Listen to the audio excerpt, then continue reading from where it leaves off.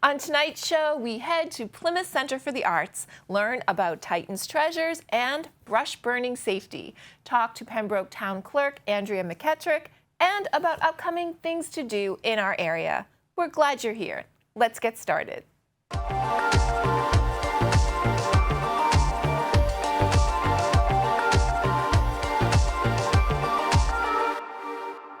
Access to local art and art instruction build community. We went on the local scene to the Plymouth Center for the Arts.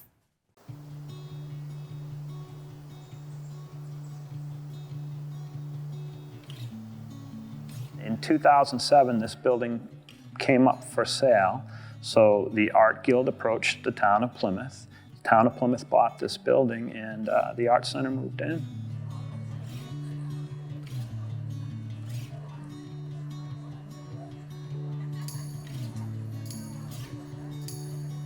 I think it's important to have an art center in the community because it brings people together. You have artists that gather for showings and classes, and they get to meet each other and form relationships that way. We're open to the public for free, so it gives people a place to come and gather and enjoy the artwork.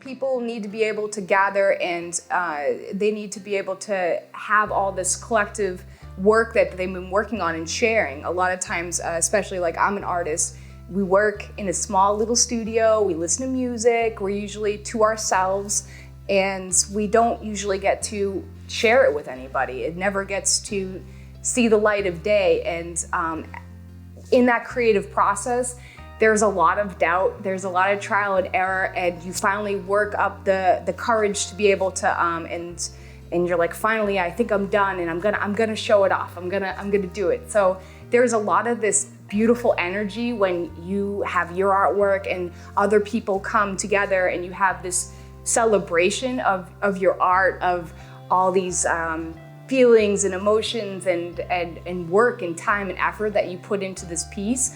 And having that, and then people positively give you great feedback on it, to have that encouragement to keep on going with something that you enjoy so much, and having other people celebrate it is beautiful. And as an artist, it's like essential to feel motivated and feel like you're appreciated for your artwork. Art lets us express that part of ourselves that people can connect with. You connect with the joy and the beauty. You can also connect with the ideas expressed, ideas that you maybe say, yeah, I can see myself there, or ideas that you think, wow, that's something to discuss, something to explore. It gets you thinking about different things. I think that's so important that we are allowed to, and especially bringing children into this, that kids can connect with things and recognize themselves in it, but also recognize differences, and that we can all come together and discuss those differences in a way that's positive and welcoming. I think that's an important part of the community, to have some place where that goes on. The Art Center has a lot of programs. We have a children's program where the kids get to come here and display their art. We're affiliated with the local Plymouth schools, where their teachers will also select art from children's works, and the parents and the kids will all come in and enjoy the exhibit. That's my favorite art show. The teachers come and set it up. It's madness when it's being set up. And then all the kids come with their parents and their grandparents. And it's awesome to listen to the kids tell about their art, what it is, explain why they did it, talk about their teachers, and just to see what kids, the expression that kids have and how they feel about things. And to be able to support that and bring it all the way up. The kids who come here and have their art displayed in that show would have the expectation that someday they will be able to put something, a painting, a drawing, a sculpture, whatever their are into a piece of pottery into the larger Plymouth Center for the Arts. And I think that's wonderful. That's that continuity over time. We have classes in our classrooms. We have pottery, photography, painting, drawing. We have tango classes in this gallery here. When I'm up there teaching, it's a complete mix of, sometimes when I first start and I have a new group of students, it can be really overwhelming because they're coming from all different backgrounds. A lot of them are like complete beginners, and they could be mathematically inclined or they could be artistic just naturally. So having to figure out a combined way for everybody to understand. I think it goes a lot beyond. I can tell them about the palette, I can tell them about the brushes, I can tell them about the color and the color theory, and that's kind of a universal, easier thing to understand. But for me to translate how to paint and do a little squiggle here and really try to get them to understand what they're looking at and how to perceive things that they're seeing, just even day to day. It could be clouds, it could be colors that they're seeing, if it's a warmer color, if it's darker color. Being able to translate that with my students, that can be difficult and interesting. And I wonder if I just sometimes ramble on or if some things are sticking. And I gotta say though, for beginners, I'm always really surprised because their work comes out excellent. No matter what kind of art it is, being able to see somebody's thought process through it, the feelings they're trying to convey with it, it really opens people up to have that same creative process in their own life, whatever they're working on. It could be cooking or working on even a job if they have a project that they're working on, something that sparks them through somebody else being vulnerable, that they're able to share that with them, and it really opens them up to their own thought process and their own creativity.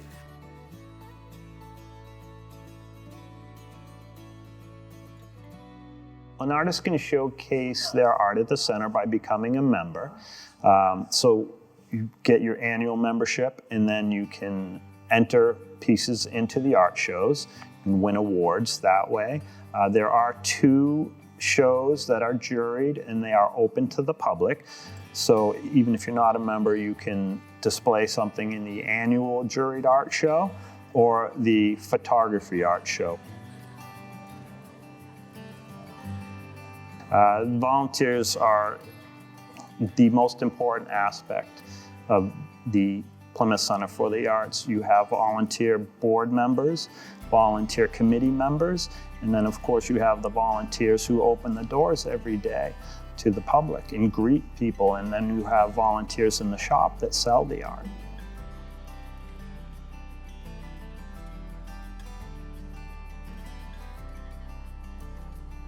They put out a little bulletin as to hours that were in different, and just the artisan shop alone was thousands of hours, just taking in inventory, putting it into the system, meeting with the artisans who come in. That's just one little small piece of the overall Plymouth Center for the Arts. So there's thousands and thousands of hours that are given to keep Plymouth Center for the Arts rolling. I have not met such a like-minded group of people anywhere that I've done volunteering. They're supportive, they care about the community. It's such a giving forth to the community. To me is just amazing that this is all on a volunteer level. It is a really special place, and anybody who comes into it and views it gets it. More people need to come because it would be just that message to spread through the community. It's a wonderful place to be. Every year, as April ends and May begins, something fishy happens in this area, and you'll want to be a part of it. We're talking about the annual upstream migration of river herring to spawn in the streams and ponds they were born in.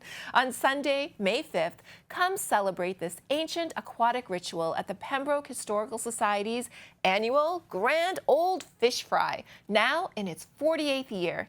The herring run draws curious folks from towns near and far, and the fish fry is a fun way to participate in a community tradition centering on these famously feisty fish. Adults and guppies alike will find fun at the fry, with activities like Major Mallard's duck races, music, face painting, and fantastic food. One of the Pembroke Historical Society's most important fundraisers, the 48th Annual Fish Fry, is happening at Thomas A. Redding Park from 11 a.m. to 3 p.m. This event is free and open to the public. Yes, you are hearing that right. Free for all.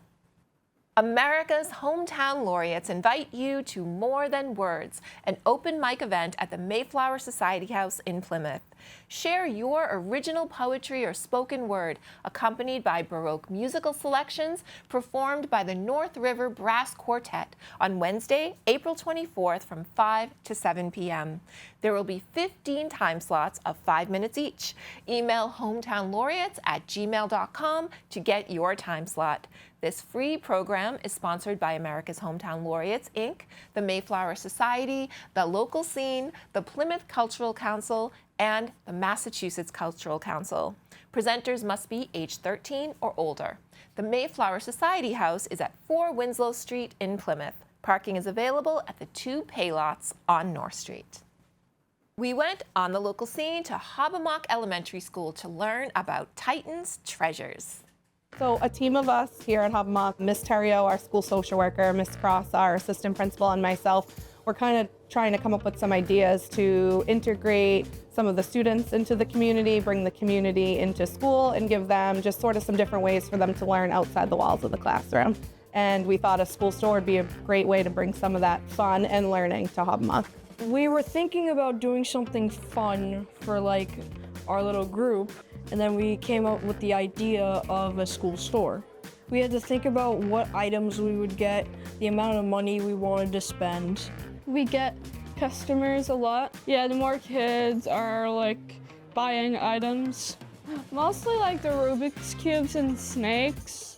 Because Rubik's Cubes are a very big hit. The most popular item in the world is stickers. They were really excited. They loved, we got to, create a Google form and come up with some different names for the store. We had this whole school vote. They've loved that leadership role in the school that, isn't something that they always get a chance to do. So they've been traveling to the classrooms and advertising and sharing different items that we have. And we built this amazing ribbon cutting ceremony where the whole community came out and showed us support. The best part is that you get to do many stuff, like going into the caf, telling kids to go in and telling kids to wait, and counting all the money. We've watched their confidence grow, we've watched their social skills grow, their communication skills, all are areas that all the students really need to work in real life situations. It's definitely outside the box learning, but it's learning that they really need to do, and they've done just amazing things with it. I like taking the money and organizing it. It makes me feel like I want to work at a business, just not run it, because that's a lot of work. That's a lot of money. Oh yeah, the skills that they're learning in here are skills that they'll use forever now. They actually are learning inventory, kind of checks and balancing in life, and interacting with the community, asking your community what they need. Every single one of them talked about the teamwork that they've had to do in here between the different roles and working together, and they all are talking about their manners and their customer service. We like to give people something what they need and working together with friends. Or it's not really all about the money, it's about working together. how polite they have to be and listening and paying attention. Seeing them just reflect on that this week was awesome. It's been amazing to see them grow, because I think that it's been nice that Mrs. Rhodes and I have been able to kind of like step back a little bit and watch them be more independent in their roles within the store. They have learned so much about themselves as a group, how to work together. I think it's grown their relationships as a class as well. I think they learn just like simple like interaction skills that they can take with them. Like when they go and buy something when they get older, they know exactly how to like greet. Welcome to the store. They know exactly what they'd expect because they've been a cashier now. And then up to like simple like math skills, like knowing when like, oh, I should give them like this much money back. I should get this much money to them. And like even tallies, like making straight lines, counting to fives. I like to work in a school store is probably do the tallies. You do 1, 2, 3, 4. The 5th one goes across. Getting really quick with those simple basic math skills that they're going to need when they get older. I think what's been touching most is just watching them grow in their self-esteem, their confidence, their independent skills has been just heartwarming to watch. And also just them building relationships with all the students in our schools, and again, that response and support we have within our building, but also in the community has been just really heartwarming. It was, I think, 2. Opening day for the Kingston Farmers Market 2024 summer season is on Sunday, May 5th, 10 a.m. to 2 p.m. at Grays Beach Road in Kingston. This community-centered, volunteer-run monthly market gathers a veritable bounty of local growers, bakeries, food-centered businesses, as well as makers and artisans offering their unique wares. There will also be food trucks, music, and children's activities, so be sure to make it a family outing. The Kingston Farmers Market happens every first Sunday of the month through October. This event is open to all and free to attend. Visit the Kingston Farmers Market website for more details. The massive problem of pollution affects us all, and the path to solutions may seem overwhelming and out of reach. But they exist, and as individuals, we can make an observable difference when we work together. Get in this collaborative mindset at Pollution Problems, a program at the Duxbury Free Library on Saturday, April 27th, as part of their Science Saturday series. This event will bring young minds together in the children's program room to brainstorm and come up with pollution solutions by using environmental simulations. It runs from 11:30 a.m. to 12:15 p.m. and is good for ages 7 and up. Registration is required. Visit the library's website. Next up is some information on safe and controlled burns from the Plympton Fire Department. Hi, I'm Captain Sherstad with the Plympton Fire Department. Each year, the open-air brush burning season is from January 15th to May 1st. Brush fires can be the most dangerous type of fire for both residents and firefighters because often the fire behavior is unpredictable. By following some of these safety tips, you can help keep yourself and our friendly creatures in the woods safe. Check for local burn bans or restrictions before conducting any open-air burning. Keep fire a minimum of 75 feet from all buildings. Never use gasoline, kerosene, or any other flammable liquid to start the fire. Do not leave a fire unattended. Have fire extinguishment materials on hand, including a water supply, shovels, and rakes. Be prepared to extinguish your fire if the winds pick up. Do not delay a call for help. Call the fire department immediately at the first sign of the fire getting out of control. By observing these safety practices, you can ensure a safe brush burning season. Walking through the places we live and visit can create a deeper relationship and understanding of place. On the first Sunday of every month from May through August, the Spirit of Plymouth offers Walk Through Time for Charity, walking tours that highlight stories from Plymouth's over 400 years of written history, all while strolling the grounds upon which it all happened. Sunday, May 5th, launches the summer walking tour season with Hometown Heroes, a 90-minute walking tour of downtown Plymouth that explores elements of early colonial days and Plymouth's contribution to the Revolutionary War. There's a minimum donation of $15 requested, with all proceeds benefiting a different charity each month. The tour starts at 7 p.m. Visit spiritofplymouth.com or call 508-517-8355 to get additional details and make your reservation.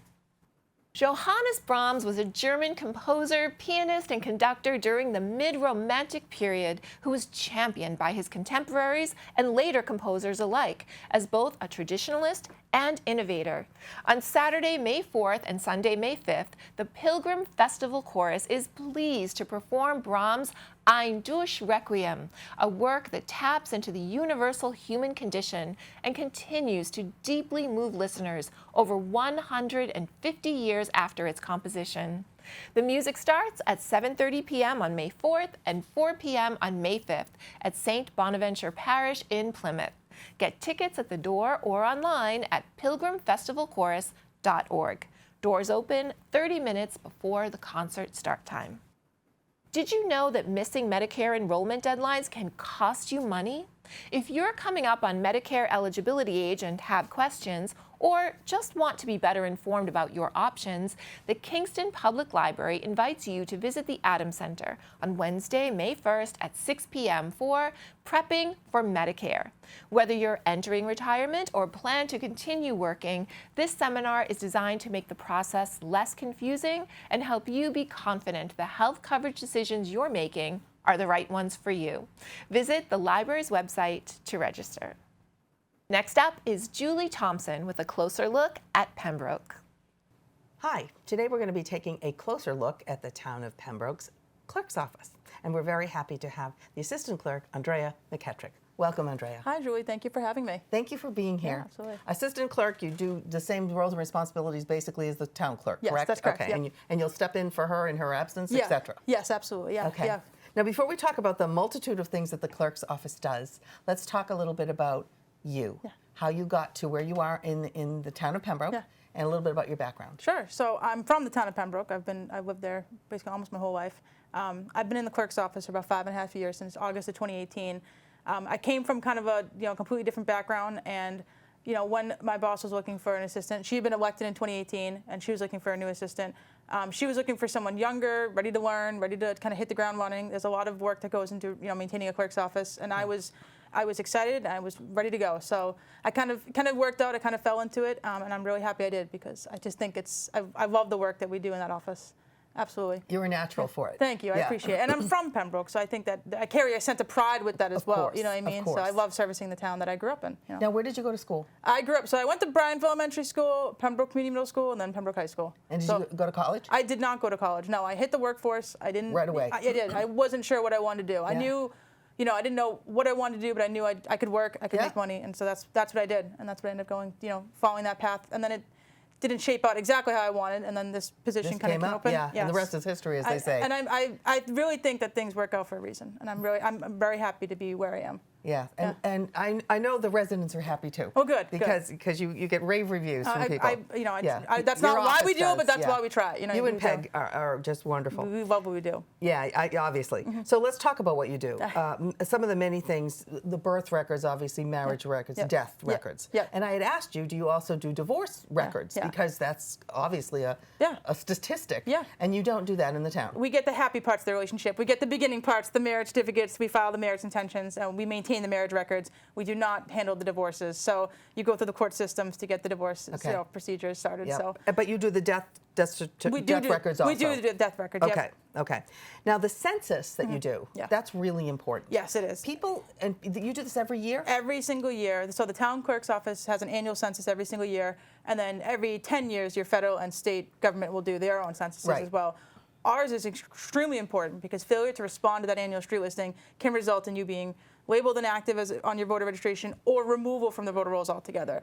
So responding to that every year is actually legally required, which people don't always pay attention to, but required legally every year. And during election years, especially 2024, it's so important to respond to it because you don't want your registration to lapse when we've got so many elections this year. Right. Now, is it just to do with voting, or is there other reasons why a census is important to a town? There's a few different reasons. So it captures a lot of important information. So it captures how many veterans do we have in town, how many voters, how many residents, and then that information is then used to, we take it and get certain fundings based on our population size. So Pembroke teeters we're under 20,000. Yep. And we kind of teeter between 18,000 and 19,000 residents any given year. Yeah, Any and given year. obviously, when people update their census and they've had children, that will affect who's going to be in the school X amount of years down the road. So we'll get requests from our school committee and our school administration when it's time for the kindergartners. Sure. So we pull that information from our street listing data and we provide that for them so that they can prepare their kindergartens. Exactly. You know. Okay.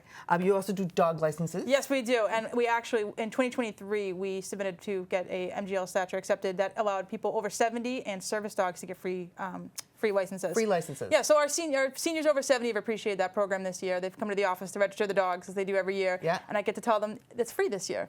So I say that they've earned it. Yes, yes, they have. Yes. And obviously, you're known for elections coverage. Yes, probably the biggest work that the clerk's office does. Right. Yeah. So let's talk about that. Yeah.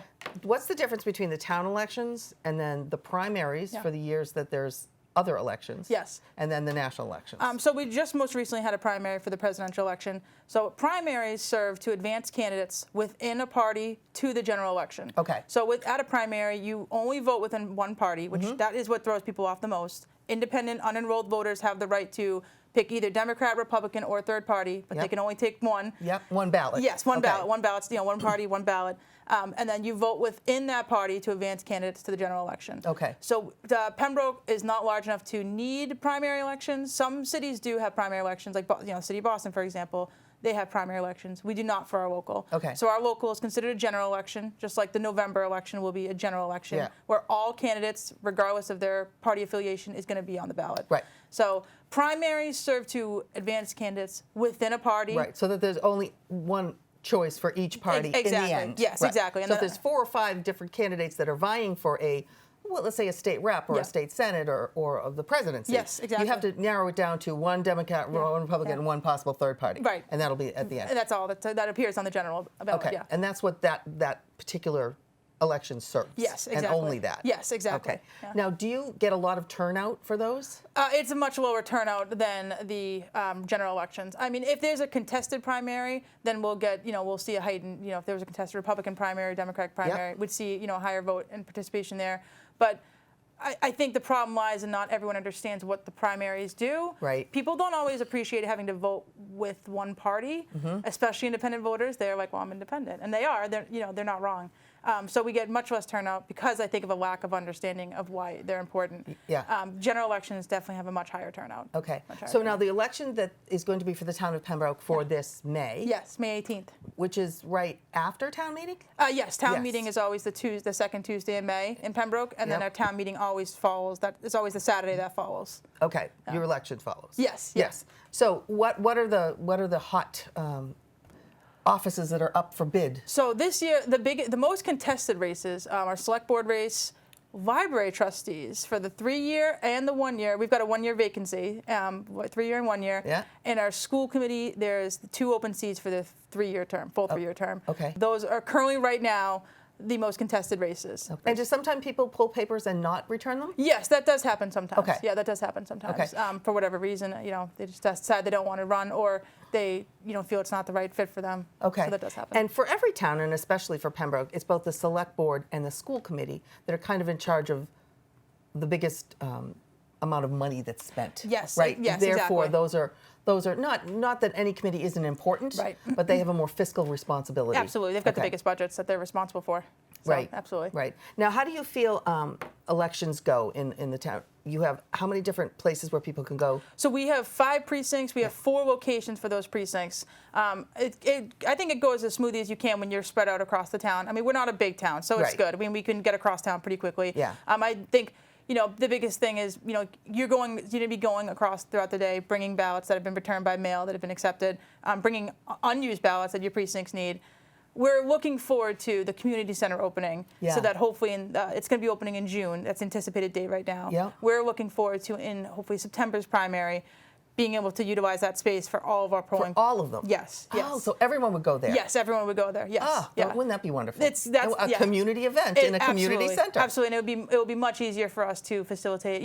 I kind of joke, troubleshoot any problems that occur at the elections. You know what I mean? And you'll get the results a lot faster. Yes, absolutely. Right? Everybody will be there. We'll be able to assist. I mean, I assist my town hall precinct 1 because I'm upstairs, but now we'll be able to assist all of our precincts in a much more efficient manner. So I think we're going to have one more election in the schools, and we don't want to be in the schools. The schools, you know, No, right, It's right. not that the schools have been very gracious to us, but for safety reasons, Sure, we don't, sure. you know, we don't want to be in there as well.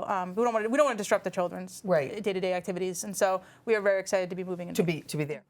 To see the entirety of this interview, please visit the Local Scene Government Services YouTube page. Thanks. Warm weather is a great reason for a trip to the outdoors, even if that means your backyard. But as the sun starts to do its thing heading into spring, mosquitoes and ticks are also enjoying the warmth, perking up and eager to bug you. The Kingston Public Library is offering a mosquito and tick prevention program on Wednesday, May 8th from 6 to 7 p.m. at the Adams Center. This program will be presented by Erin Morrill, the community liaison for the Plymouth Mosquito Control Project. This event will inform you on how to prevent bites and diseases through reducing the mosquito population, being aware of the life cycles of mosquitoes and ticks, and what repellents are the most effective. Erin will be joined by entomologist Blake Dinius, who will be discussing in more detail the tick population, and together they'll do some myth-busting around mosquitoes and ticks. Contact Stephen Miller at the Kingston Public Library for questions and more information at 781-585-0517, extension 6272. Do you want to eat better and exercise more, but need some practical guidance on where to start? Creating healthier habits around food and physical activity is the subject of Nutrition 101, Weight Management, an informational talk being held at the Duxbury Senior Center on Tuesday, April 30th at 10 a.m. A Stop and Shop nutrition partner will be offering tips on portion sizes and activities that get you moving and can be easily incorporated into your day. You'll leave the class with personal goals outlining a healthy eating and exercise plan you will stick to and find success. The class is an hour long and will be held in the large classroom at the Senior Center. Spring into some good free fun the week of April 16th through April 19th at Pilgrim Hall Museum. There will be daily treasure hunts for children, special programs for young learners, entertainment, family-friendly activities, and free admission for everyone from age 0 to 100. Expect sail hoisting and singing along on a shanty, workshops led by Wampanoag tribal members and local artists, puppet shows, storytelling, and so much more. Visit the museum website for a full schedule. Kids Week at Pilgrim Hall goes from 9:30 a.m. to 5 p.m. daily and is part of Spring Week, a joint event spanning museums across the Commonwealth offering free admission the entire week. All children must be accompanied by an adult. The Pilgrim Hall Museum is at 75 Court Street in Plymouth. And that, my friends, wraps what's good and good to know this week on the local scene. Thank you for watching. We will see you next time.